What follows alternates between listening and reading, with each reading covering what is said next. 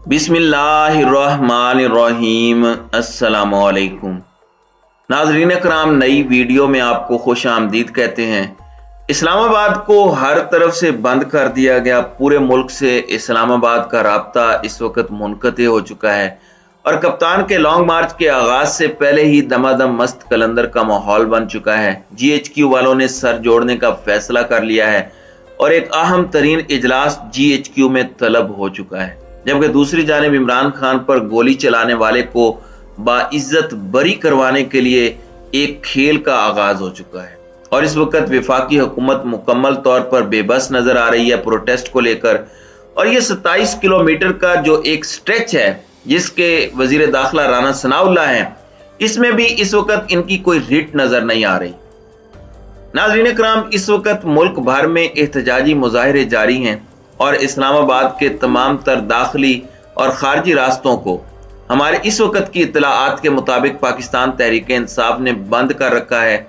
अहम शाहराएं बंद हो चुकी हैं, गाड़ियों की लंबी कतारें नजर आ रही हैं और बड़े पैमाने पर ट्रैफिक जैम और डाइवर्जन्स और हर चीज इस वक्त जेर बहस आ रही है। इस वक्त पूरे का पूरा शहर इक़्तिदार, अगर आप इस्लामाबाद पुलिस को फॉलो करें और उनकी ट्वीट्स को देखें तो वो भी मुख्तलिफ जगहों पर लिख रहे हैं कि रेंजर्स और FC को भी भेज रहे हैं और ऐसे लग रहा है कि गल वध गई है मुख्तारिया। और परवेज खटक ने भी इस्लामाबाद को आज रात से बंद करने का ऐलान किया है, जबकि मामलात की संगीनी का आप यहां से अंदाजा लगा सकते हैं कि 2 दिन के लिए तालीमी इदारे बंद कर दिए गए हैं। मुल्क की सूरत हाल के पेश नजर वफाकी दारुल हुकूमत इस्लामाबाद के जुड़वा शहर रावलपिंडी में और पंजाब हुकूमत की तरफ से यह नोटिफिकेशन आया है। डिप्टी कमिश्नर रावलपिंडी ने 2 दिन के लिए तमाम सरकारी और निजी तालीमी इदारे बंद करने का नोटिफिकेशन जारी कर दिया है। तो आप अंदाजा लगा सकते हैं कि आने वाले दिनों में क्या कुछ हो सकता है। दूसरी जानिब PTI ने लॉन्ग मार्च की तारीख एक मरतबा फिर तब्दील की है और लॉन्ग मार्च मंगल की बजाय जुमेरात से शुरू होगा। नाज़रीन कराम, मामलात इस वक्त यही बन चुके हैं कि लॉन्ग मार्च से कबल ही एक जानिब तो खैबर पख्तूनख्वा से भी अब लॉन्ग मार्च का आगाज होगा, इसके साथ साथ पंजाब से भी। और जब ये काफिले रावलपिंडी पहुंचेंगे तो मामलात इस जानिब जाएंगे। लेकिन इस वक्त बहुत सी चीजें गर्दिश कर रही हैं, बहुत से मामलात हैं। FIR के मामले पर इख्तलाफात और यहाँ तक की बातें इस वक्त सोशल मीडिया और बहुत से सहाफती व्हाट्सएप ग्रुप्स के अंदर गर्दिश कर रही हैं, जिनके मुताबिक इस वक्त सूरत हाल जो है वो बड़ी गंभीर है। और यहाँ तक कि चौधरी परवेज इलाही की तरफ से इस्तीफे की पेशकश की गई है कि मैं ओहदा छोड़ देता हूं क्योंकि FIR हस्बे मंशा दर्ज नहीं हो रही। सुप्रीम कोर्ट ऑफ पाकिस्तान का यह ऑर्डर था, मगर इन्होंने नामालूम के नाम पर FIR दर्ज की है और किसी का नाम पुलिस ने शामिल नहीं किया सिवाय मुलजिम नवीद के। जबकि इस वक्त अजीब सी सूरत हाल है। अजीब सी सूरत हाल यह है कि इमरान खान पर फायरिंग के मुलजिम नवीद की पुलिस हिरासत से बरामदगी के लिए लाहौर हाई कोर्ट में दरखास्त जमा करवाई गई है और इंसानी हुकूक की कारकुन मिस दिलशाद खान एडवोकेट ने एक दरखास्त दायर की है, जिसमें मौक़िफ़ इख्तियार किया गया है कि सियासतदानों के टकराव में मोहम्मद नवीद के हुकूक मुतासिर हो रहे हैं। ये वही शख्स है जिसकी वीडियो सामने आ चुकी हैं, जिसे इश्तियाल आया और उसने इमरान खान पर गोलियां चला दी थी। उस दरखास्त में कहा गया है कि सियासतदानों की ईमा पर मोहम्मद नवीद का इस्तेसाल किया जा रहा है, जो काबिल कबूल नहीं है और वक़ूए का मुकदमा दर्ज ना होने में मुलजिम का कोई कसूर नहीं। पुलिस ने मुलजिम को गैर कानूनी तौर पर हिरासत में रखा हुआ है। अदालत पुलिस की हिरासत से मुलजिमान को बाजियाब करवाने का हुक्म दे। तो ये एक अजीब सी दरखास्त है जिस पर आप सब लोग भी हैरान होंगे, बहुत से लोग परेशान भी होंगे। और एक शख्स जो कि पाकिस्तान के साबिक वजीर आजम को डायरेक्टली मारने की कोशिश में मुलविस है, उसके हाथों एक शख्स की शहादत हुई है और दर्जन से जायद अफराद जख्मी हुए हैं। वो इसका एतराफ कर रहा है और इसकी इन्वेस्टिगेशन चल रही है। अब यहाँ पर बहाना बनाया गया है कि FIR दर्ज नहीं हुई।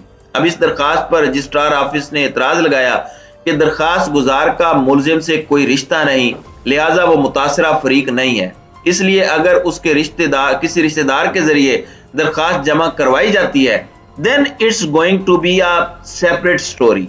अब मैं आपको ये बता दूं कि तहरीक इंसाफ के चेयरमैन इमरान खान ने कहा कि अपने मुतालिबात से किसी सूरत पीछे नहीं हटेंगे। हकीकी आज़ादी मार्च अब और आगे बढ़ेगा। और इसके अंदर मैं आपको ये बता दूं इमरान खान ने यह बात बड़ी वाज़ेह और क्लियर कर दी है। जबकि इमरान खान ने पाकिस्तान के सदर और आर्म्ड फोर्सेस के commander in chief doctor Arif Alvi को खत भी लिखा, जिसमें बाज़ाब्ता तौर पर अगर देखा जाए तो उन्होंने ये इल्जाम आयद किया कि DGISI और DGISPR जो कि मिलिट्री ब्यूरोक्रेट्स हैं, उन्होंने किस तरह एक पॉलिटिकल कॉन्फ्रेंस की और इस चीज के हवाले से भी बात की। लेकिन इसमें इमरान खान ने बड़ी दिलचस्प बात की है और इमरान खान ने कहा कि पाक फौज हमारी है और इसके खिलाफ जाना मुमकिन नहीं, सरहदों पर खड़े फौजी मेरे बच्चों की तरह हैं। इमरान खान से जमान पार्क में कुछ सहाफियों के एक वफद ने मुलाकात की। सहाफियों से गुफ्तगू में इमरान खान ने कहा कि आसिफ अली जरदारी और नवाज शरीफ से कभी समझौता नहीं हो सकता, पाक फौज हमारी है और इसके खिलाफ जाना मुमकिन नहीं है, सरहदों पर खड़ा फौजी मुझे अपने बच्चों की तरह अजीज है। इमरान खान ने कहा कि मेरा लॉन्ग मार्च हर सूरत अपनी मंजिल हासिल करेगा, इलेक्शन की तारीख लेकर ही वापस आएंगे, कौम अब तैयार बैठी है पूरी तरह से। अब इमरान खान ने यह चीज तो बड़ी वाज़ेह कर दी है कि वहीं से मामलात चल रहे हैं जहां से इमरान खान को गोली मारी गई थी। अब यहां पर एक चीज बड़ी वाज़ेह हो रही है कि पाकिस्तान के मुख्तदर हलकों और इमरान खान के दरमियान बहुत से मामलात हैं जिन पर बहुत ज्यादा बहस हो रही है, बहुत सी बातें हो रही हैं। अब यहाँ पर इत्तलाआत भी यही आ रही हैं, ज़राए के मुताबिक इस हवाले से कुछ सहाफियों ने रिपोर्ट किया है कि मंगल के रोज GHQ में corps commander conference army chief general Qamar Javed Bajwa ने तलब कर ली है। अब ये कोर कमांडर कॉन्फ्रेंस हंगामी इजलास है या नहीं, ये तो प्रेस रिलीज को देखकर ही अंदाजा होगा। जाहिर बात है मुल्क के अंदर पॉलिटिकल इंस्टेबिलिटी भी है और पाकिस्तान की जो ISPR है उसकी तरफ से आपको पता है कि हुकूमत पाकिस्तान को रिक्वेस्ट भी की गई कि इस तरह के बयानात जो इदारे के खिलाफ खान साहब की तरफ से आए हैं उन पर एक्शन लिया जाए। तो इसके तनाजुर में भी बड़ी इंपॉर्टेंट कॉन्फ्रेंस होने जा रही है।